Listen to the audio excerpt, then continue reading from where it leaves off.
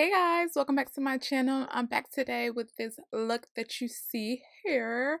And I got really inspired because one of my friends came to work with this blue eye a couple of months ago. And I didn't just want to wear this look with just a purple eye. So then I saw a look on Instagram and then I saw I Love Sarah E recreate this look. So here's my edition of it. It looks so good. I love it. It's just giving me all types of non-fall vibes because I was on a fall madness, but I love it so much. It looks so good.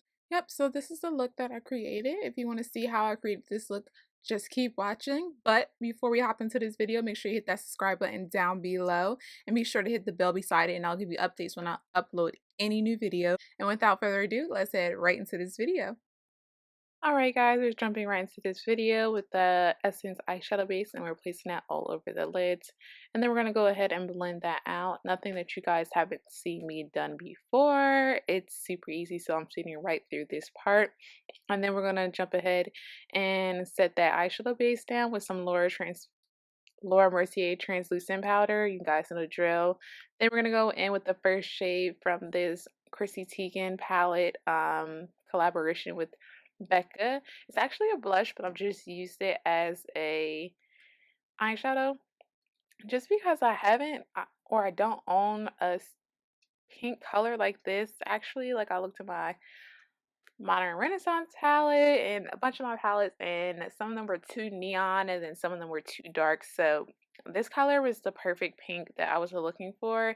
And trust me, makeup has no rules. So if you use a blush instead of a eyeshadow, there's no rules. You are completely fine to do so. So that's what I'm doing. I'm just blending that in before I take my Starbucks drink break. And I'm taking this color from the Queen of Hearts palette, and we're just taking our time with that shade, still using a fluffy brush.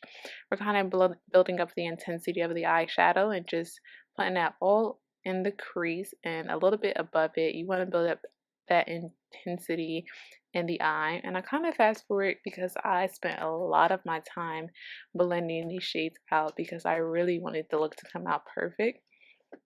And as you can see, the more I blend, the more the crease is getting dark and intense. And we're just taking our time in fading that shade out into the pink. It's not a pink look, so I didn't want the pink to take over the whole eyelid space, so that's what I'm doing here. Then I'm going to switch the brush, and I'm going to use a smaller, more dense brush. This is the Morphe 443 or the Morphe M4, yes, an M433 brush.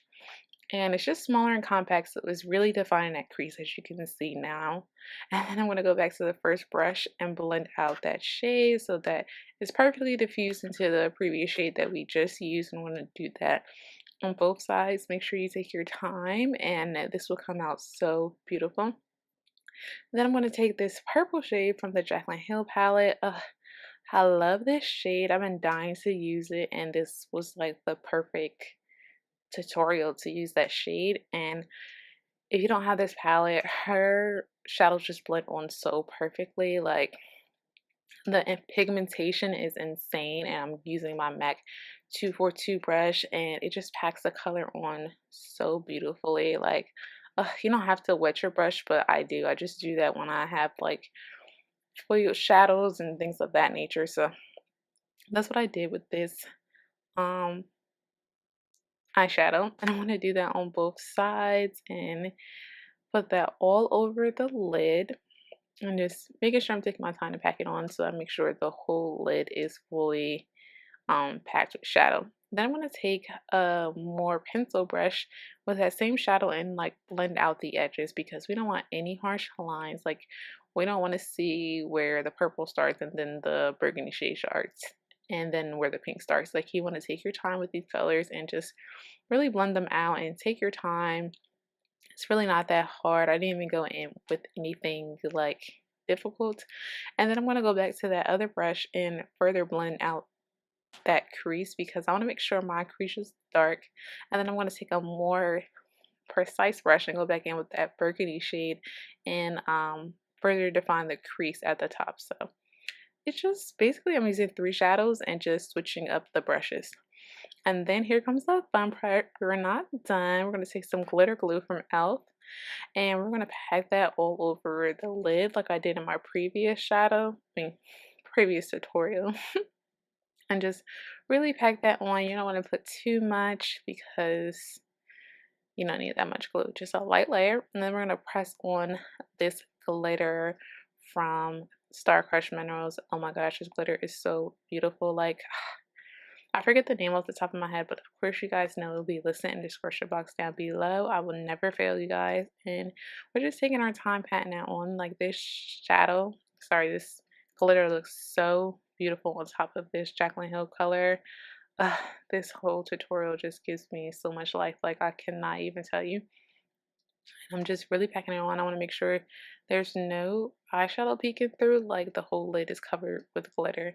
And then I'm just going to speed through the next eye because this is pretty simple. You just put the glue down, then pack the glitter on. It really does not take any technique, especially when you put the shadow down first. So now we're going to the face. We're taking this photo finish primer and light from Smashbox, and this is like my new fave. I decided to do my full face on camera today because I feel like it's been a while since I've done the whole shebang. Plus I still do it anyway, so I don't know why I don't film it, but when I started filming I realized. So I'm taking the Fenty Beauty foundation. This is the shade 430.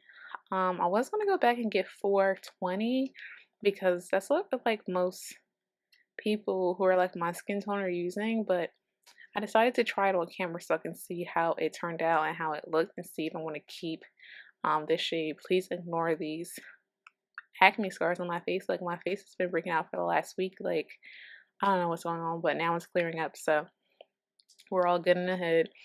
So I blended out this foundation. Actually, the foundation looks so good. It blends in more with my neck than with my face because if you don't know, your face is a lot lighter than your neck. So I'm actually going to keep this shade because it looks good.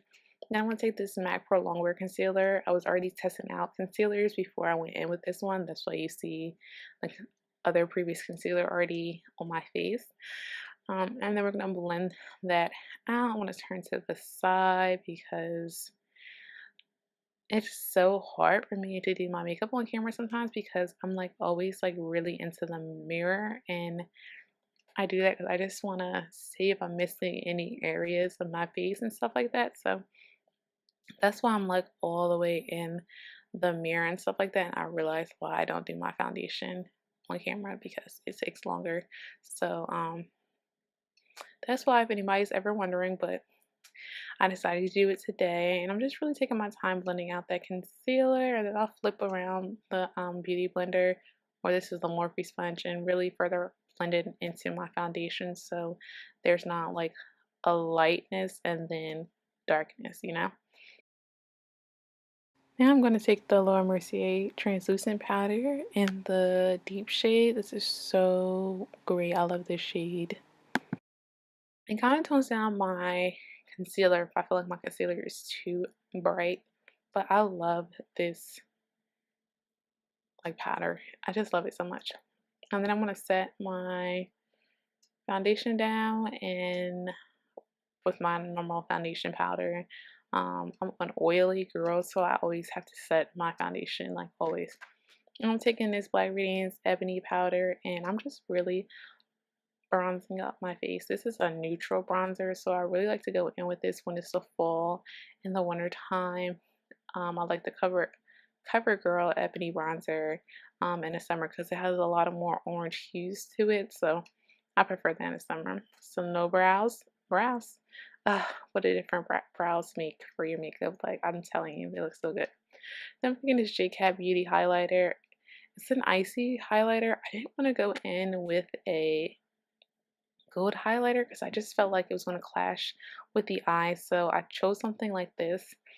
I also mixed in a little bit of Becca Opal highlighter because that's like my go-to, but I didn't get to show it on camera because if you guys don't know or are not a long time subscriber, I broke that highlighter, so yeah, we're just taking it day by day.